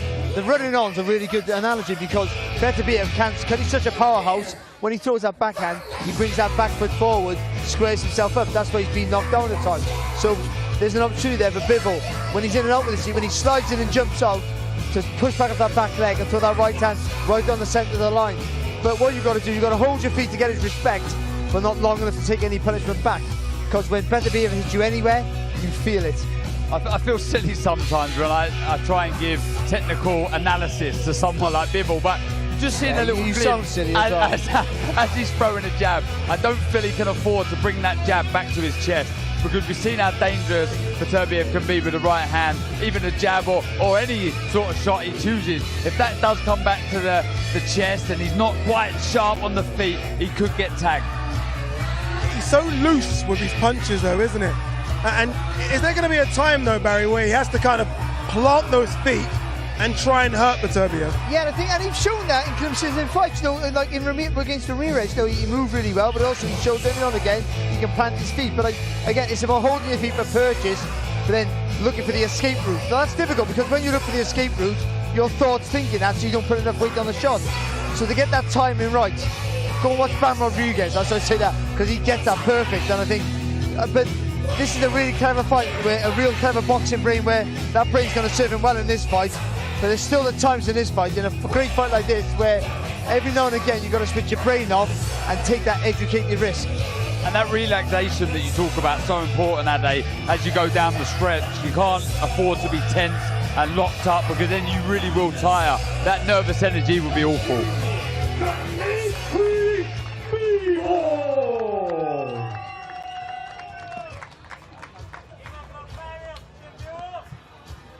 There you go, Dmitry Bivol taking his orders for once from photographers ringside who want to get their shot of the current unified light heavyweight champion. Maybe come Saturday night, the undisputed light heavyweight champion. It's going to be a tremendous fight. We've had some really good undisputeds in the last 18 months. This could be the best one. Let's hear from Dmitry Bivol. He's in the ring with Olivia Bazaglo. Dmitry, you look ready. How are you feeling? How was that? Did you enjoy it? Of course, I'm enjoying every minute. And how is it? How is every time before fight? I asked Artur this as well. Obviously, it's an undisputed fight. Have you prepared any differently in this fight camp than you would previously for your previous fights? You know, I always treat my fights very serious, and I couldn't say that before I wasn't doing something well. I always trying to be in the best shape. I always trying to work hard, and at the same time, we always have different opponents.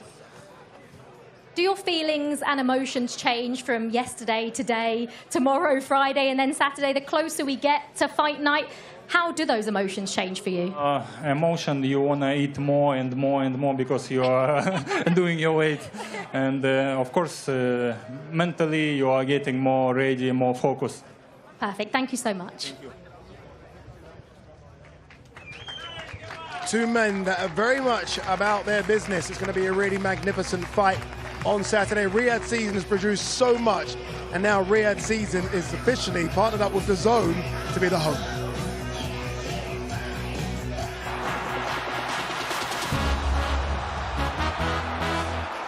Everything about this event spells big time, and the potential impact on both sports, boxing and mixed martial arts. It's that first punch that lands dictates who's going to win. Who is the baddest man on the planet? Unbelievable scenes. Greatest fight card, I would say, in the history of the sport. This has been a light bulb moment. 10 boxers from the top 15. That's extraordinary.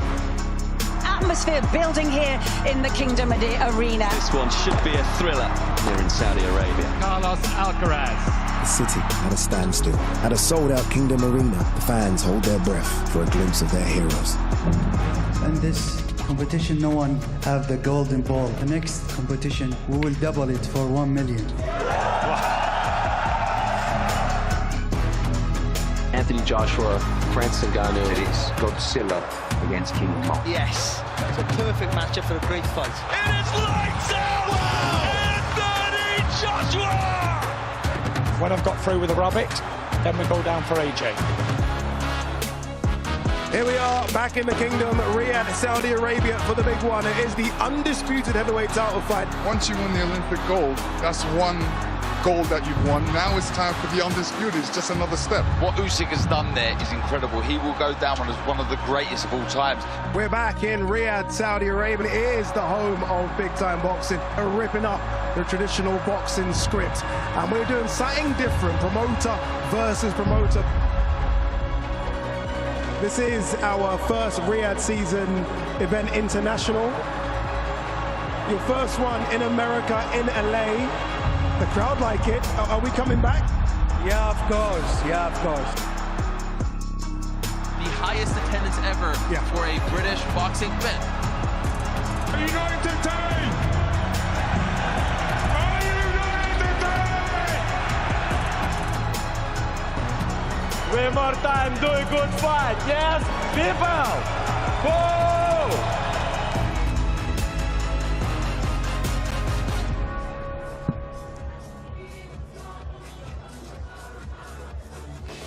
Riyadh season and the zone, the perfect combination. I can't believe how much has happened in a year. Still so much to come as well, including that one. First fight was so good that had to get it on again. Reignited Alexander Usyk against Tyson Fury. Undercard announced yesterday as well. We come back here December 21st for that one. I mean, the first one was insane in terms of atmosphere, noise, the fight delivered. I expect the second one to be almost exactly the same. Yeah, well, they know each other now. I think that's so, you know, it's who can adapt the most. And because they've both got good boxing brains and different things. I got to say about that clip, the fantastic little clip that was there to show the small hole boxing that we've been doing over the last 18 months. I mean, that's just crazy. Huge. Oh, what a journey. What a journey. It's been fantastic to be a part of it. And what that did show as well, and obviously you guys would have seen it, it's not just boxing. There was football in there, there was snooker in there was MMA in there as well. It's all sports. Obviously we love boxing, but we also love the other sports as well. There's tennis, there's so much that's going on. The takeover. Do you know I'm doing the tennis as well next week? Yeah. You got to do what you got to do as well. All right, this coming Saturday, we've got this card for you. Let me just remind you of what is coming your way. It really is an incredible fight card, obviously headlined by the two men you've just recently seen, Artur Beterbiev and Dmitry Bivol. But we kick things off with Marco Maric versus Pablo Rosas. Mohamed Alakel takes on Jesus Gonzalez. Ben Whittaker, the showman, takes on Liam Cameron. Skye Nicholson and Raven Chapman, the first women's fight on the Riyadh season card. They're going to battle it out for the WBC featherweight title. Chris Eubank Jr. and Camille Zerat. Chris wants all the big names. He has to get past Camille, and in doing so, will pick up the IBO middleweight title. Then comes the big boys, Jar Pattaya versus Jack One Smack Massey for the IBF cruiserweight title. Fabio Wardley and Fraser Clark, it was so good they had to get it on again. Number 2 coming your way, and then this, Artur Beterbiev versus Dmitry Bivol, the 4-crown showdown, plus extra couple of crowns as well. The IBO and the Ring Magazine up for grabs. That is going to be special.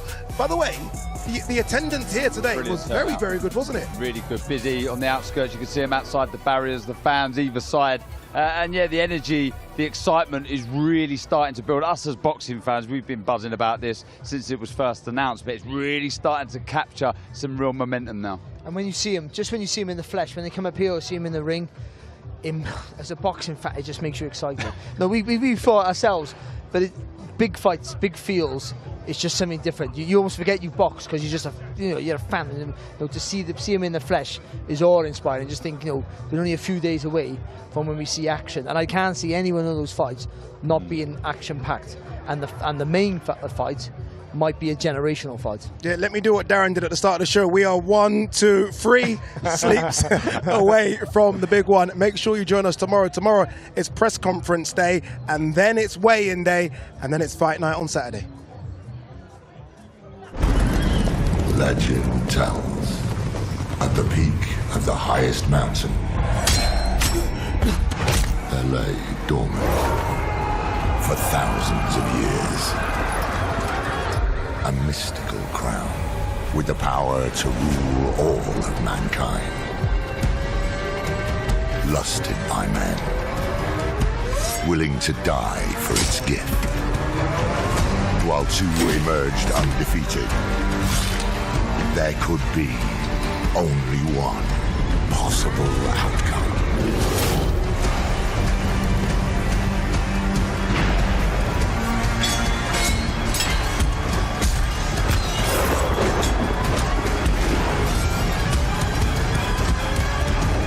For one to wield the power to rule them all.